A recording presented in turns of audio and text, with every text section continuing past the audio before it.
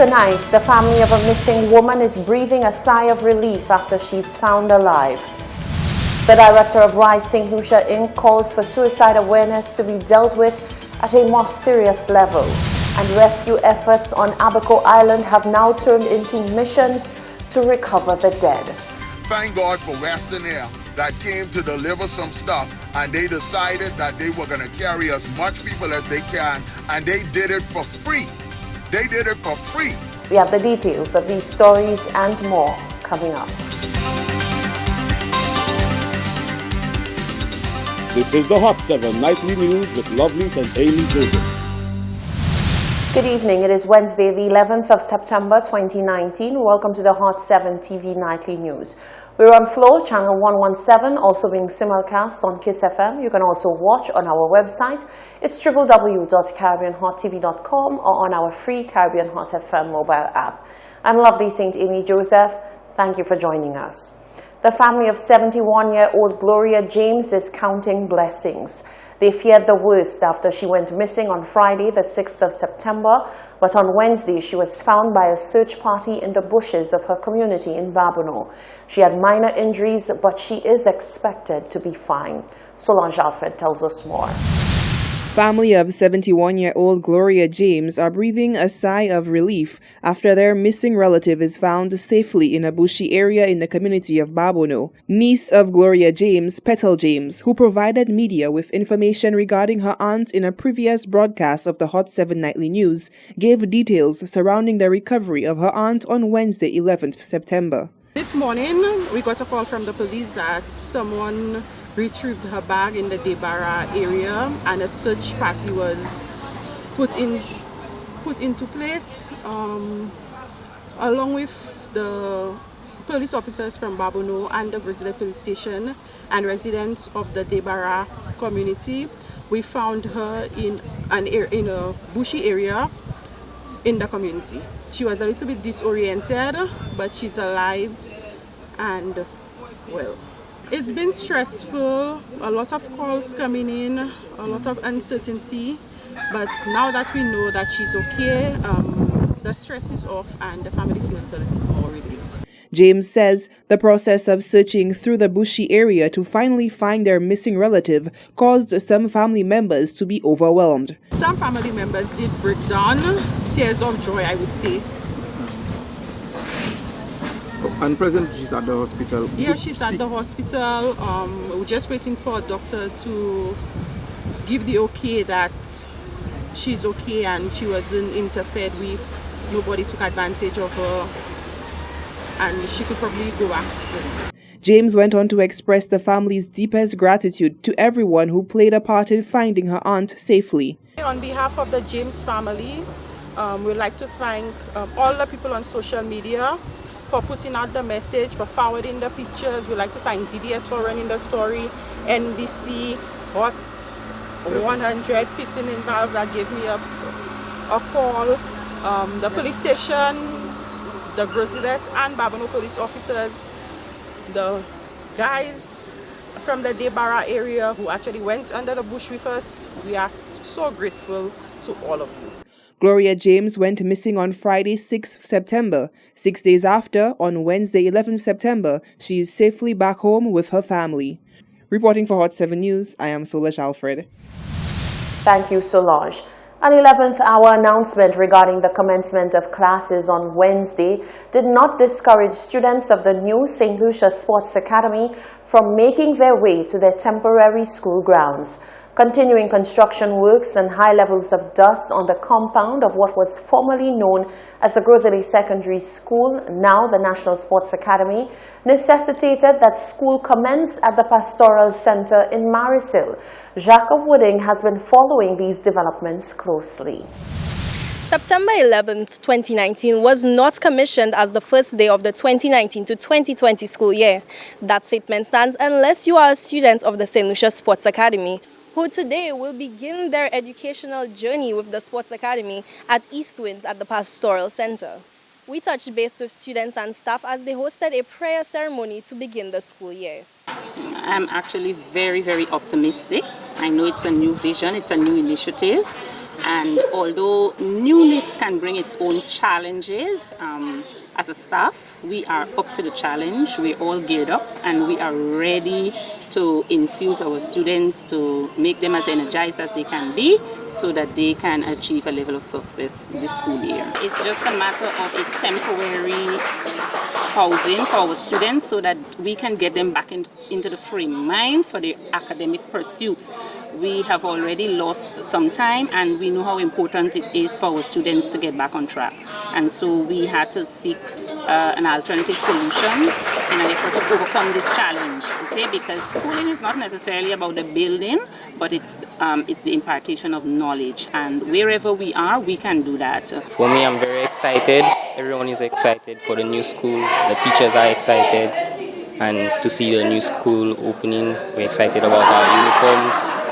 And we just want to see the architect succeed and we succeed in the school. It's like, you know, we're home, we're excited to come to school, and now it's open, so it's like, finally it's open, so we could get back to work and do what we do. From what we've heard, staff are geared up and students are ready to begin the school year with the National Sports Academy.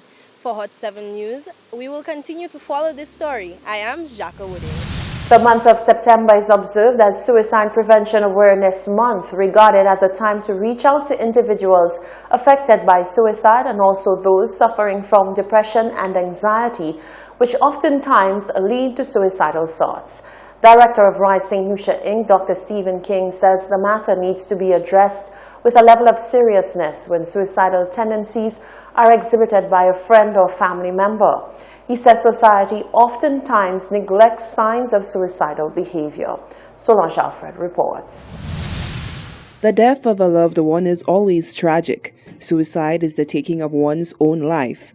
In the aftermath of a suicide, friends and family members of the deceased are often left in a dark place wondering where it all went wrong.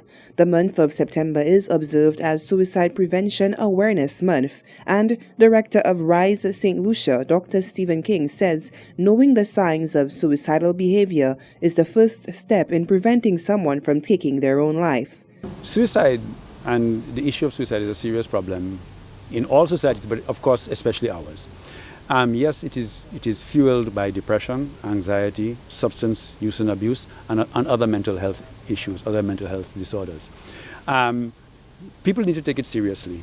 If you have a family member that you've noticed a change in their mood, a change in their behavior, they are appearing more withdrawn, they may be beginning to abuse substances a little bit more, they may be not doing or engaging as they did before, that's a sign.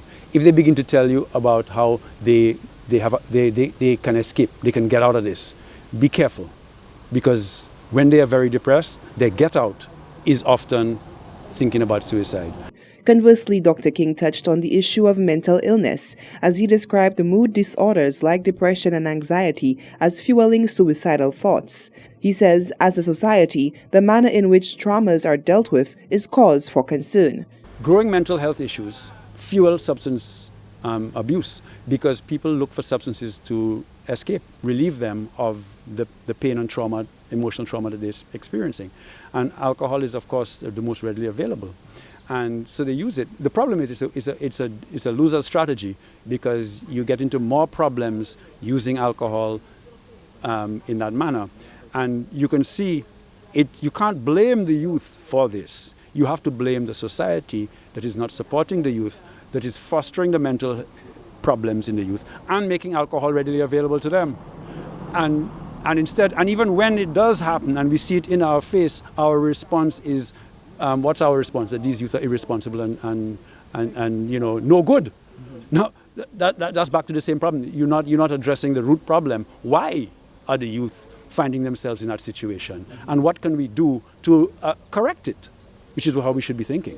Dr. King says there are programs aimed at helping those who suffer with suicidal thoughts.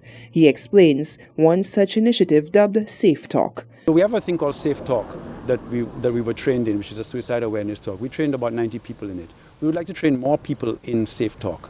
But as a basic principle, listen, be very aware, ask the question, and you can ask the question directly. If you see somebody's behaving in a manner in which you are worried about suicide, ask them directly, are you thinking about suicide? And let us see what and they will answer you. And then, of course, you engage them. You don't walk away, obviously. You stay with them, keep them safe, and get them to help. So I think it's important to make that point. Alternatively, the National Health Helpline or Suicide Helpline is available for individuals plagued with suicidal thoughts. The National Health Helpline code is 203 and is a 24-hour service manned by a team of health professionals trained in crisis intervention techniques. All calls to the National Helpline 203 are toll-free from both Lime and digital handsets. Reporting for Hot 7 News, I am Solaj Alfred. Following the withdrawal of services to the Bel Air community and Venus Estate by Millet bus drivers, residents of those two communities are expressing their feelings about the partial strike action. The deplorable condition of the road is said to be the reason behind the pullout by the drivers, who are of the opinion that their action is necessary. Solange Alfred reports. The cost of operating transportation services to the Venus and Bel Air communities in Millet is said to be too burdensome for Millet drivers due to the appalling conditions of the roads. In a previous broadcast of the Hot 7 Nightly News, President of the Millet Minibus Drivers Association, Cyprian Yard, says dialogue with ministry officials have been ongoing, yet no resolve has come to the situation. Yard says the responses from the residents of the two areas where services have been withdrawn have been mixed. The Hot 7 team traveled to the Venus and Bel Air communities to get a first-hand account from residents of the areas about the partial strike action and the condition of the roads. This is what they had to say. It's a good thing that they're doing because, the road isn't good and stuff. It could damage their vehicles, but the fact that every morning I have to wake up early, prepare her, and then walk to the gap, to get her to get a bus. And then when you get there, there's plenty of people, school children, those going to work, and you have to wait. It's a long wait. And then after school, it's the same procedure. I have to walk all that way in the hot sun, blazing hot sun, to go meet her. And sometimes, you see, like right now, she was on the bus on her own, so I had to, be there on time. Because if I wasn't there, what would have happened? Probably she started walking, somebody could have, did something to her. So it's very frustrating, Si pasa chime pasa manger because chay moun ka komple tout moun ka solan ki plaka machine de snibi chay yo. Moun baka même ba yon right kin moro kayo because chime ba bon. You have to walk all the way. The holes on the potholes in the road is, water, all full of water and all that. School children can't reach in the school, clean and tidy. You understand? And then parents have to wake up early and to prepare the children for school. Early, as never before.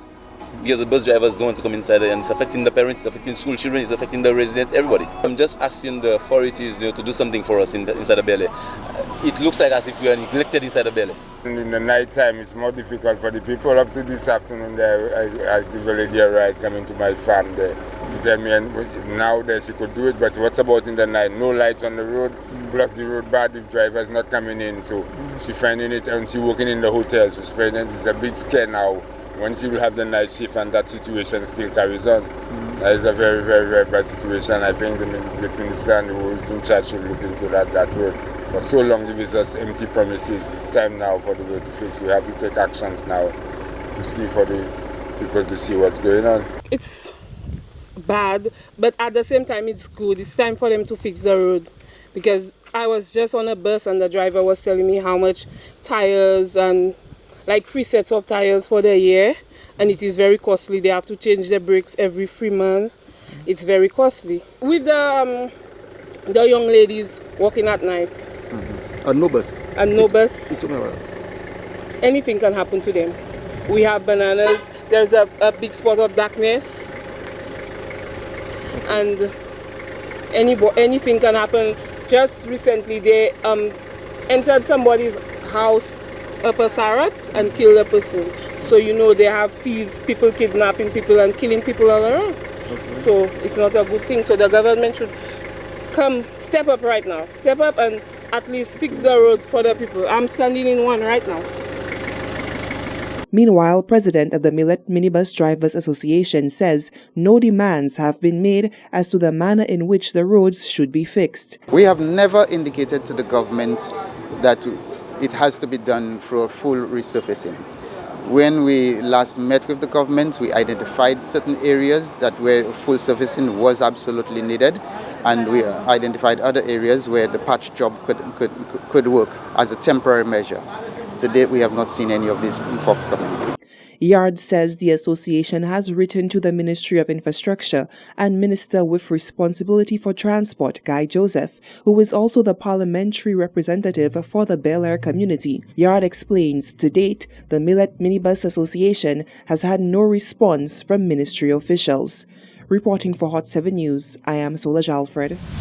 This is the Hot 7 TV Nightly News. Still to come, Holiday Taxi Services PRO calls out former president for unconstitutional actions. The Prime Minister is lauded for his actions to lend a helping hand. And the Hot 7 News crew takes to the streets in observance of the anniversary of the September 11 terror attacks in the U.S. That and more when we return.